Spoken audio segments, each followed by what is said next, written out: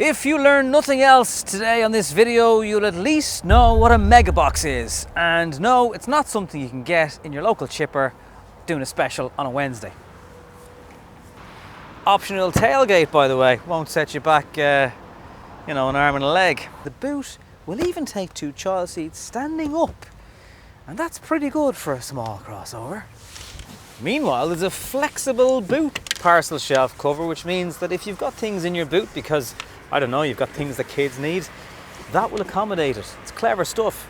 And it also fits into the boot, which is where it gets very interesting because Ford have this mega box down here. So not only can you raise and hire this shelf for the boot, in there you can store heaps of stuff. It's massive. And there's actually even a valve that will let water out, so you could probably keep fish in there if you wanted to. And this shelf very easily just comes out like that. So this is possibly one of the most interesting, imaginative and usable boots I've ever seen in a car. And you can quote me on that. And of course it has all the normal stuff like tethering hooks and lights and shopping hooks and catches to hold that shelf up if you want, and 12 volts. That's unbelievable. And we haven't even got into the car yet. The hands-free tailgate is a €700 option. To me, it's quite worth it. Now, because you know what a mega box is, don't go running off. You need to stay watching. We're gonna have a good look at this car. Take you around the front of it, like for example, these huge big headlights, little LED strips down here. I'm loving the big Ford kind of Aston Martin style grills at the front. Some people are upset that they've used the Puma name in a crossover when it meant so much. But this is a really clever crossover. Like, is it worthy of the name? Well, we'll try and find out in this video. In here, you get blind spot if you go for certain trim specs. ST line badges around on the outside. This car doesn't have an ST style engine, but on the external and internals, you wouldn't really know. And around the back, you can't miss it either because that Puma sign is pretty massive. The rear tail lights have got a little LED ring around the outside. And it looks pretty good. Boot spoiler if you go for an ST. Fairly prominent, just curve, almost stepping out nearly past the bumper, but not quite. But it's an unusual design. It's a good looking design.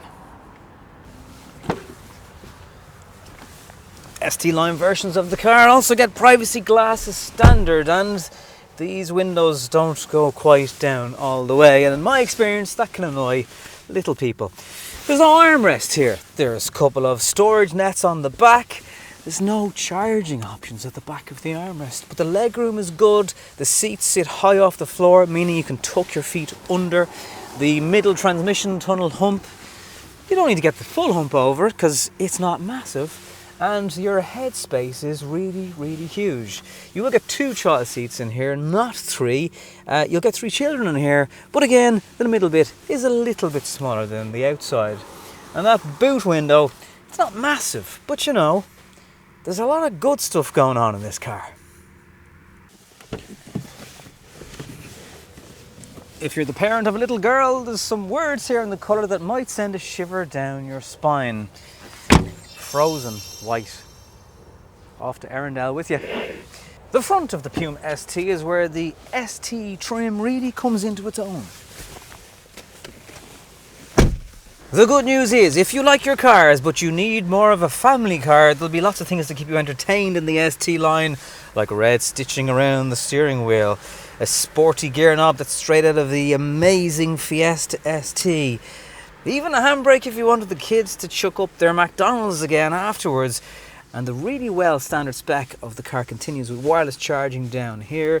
There's 12 volts, there's USBs, there's everything you'd want, including a digital dashboard that again looks blue and bright and sporty, and all your controls that you can manage functionally from the steering wheel all work really, really well. If you'd like the ST version of the car, it's almost €28,000. This actual car, which will be on sale very soon, by the way, is a smidgen over 31,000. If you'd like just a standard Puma, because red stitching doesn't really do it for you, the titanium version of the car is just over 24 grand.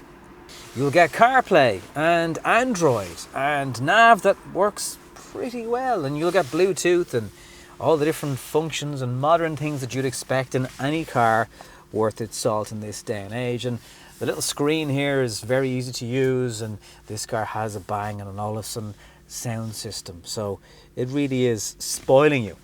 The driver assistance pack is worth 1,500 quid.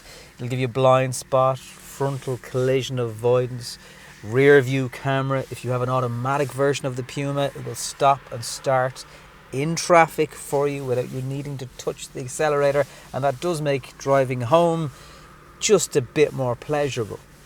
But it's 1,500 quid.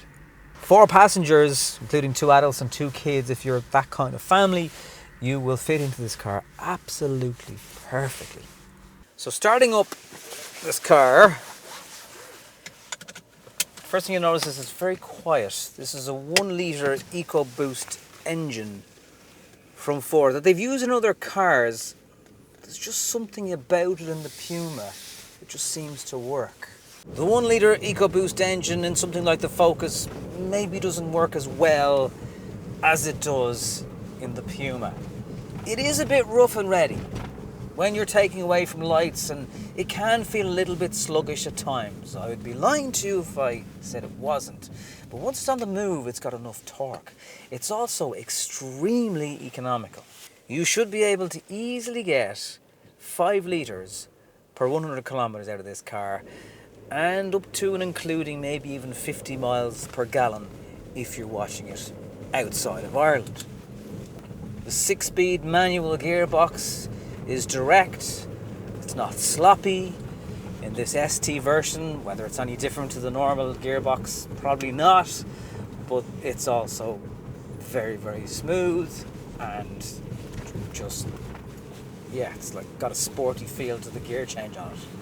The biggest criticism, I suppose, is that especially on these 18-inch alloy wheels in an ST trim setup, it's a little bit firmer than you might expect in a crossover anyway, so that's something to be aware of. It does lend itself to a car that handles better though. It doesn't even have a massively high up seating position.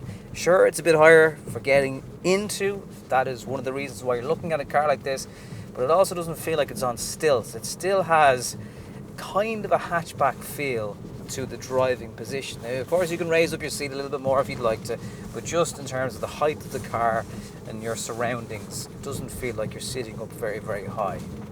That firm setup also kind of makes you feel like you're in something even a bit sportier than you actually are. So it just depends if that bump and roughness bothers you, and it is a little bit over the top firm. Like, this is quite, for those of you that are familiar with it, the Coast Road at Clontarf.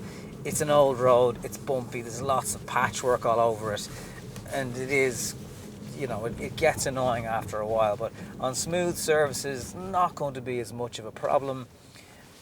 But it is worth pointing out that it's definitely one of the more firm ride setups that I've tested in a small crossover.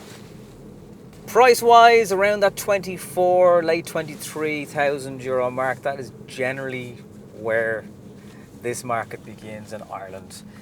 Yes, if you bump it up to this ST version with the better headlights and the driver assist pack, you're going to get into an early 30s car, and for many that will just be a bit too much for the size of car, and you might be, you know, thinking, well, I could get a Focus for that, and it's probably just as practical and doesn't have the crossover look. Maybe you prefer the hatchback look. Up to you, obviously, it's a personal preference choice. All that said, however, this really isn't a car that puts an awful lot wrong. So it doesn't have the adjustable back seat that maybe the Renault Captur has, but then none of those cars have the mega box in the boot. I just think it's a funny word. I'm going to be saying that for a long time to come.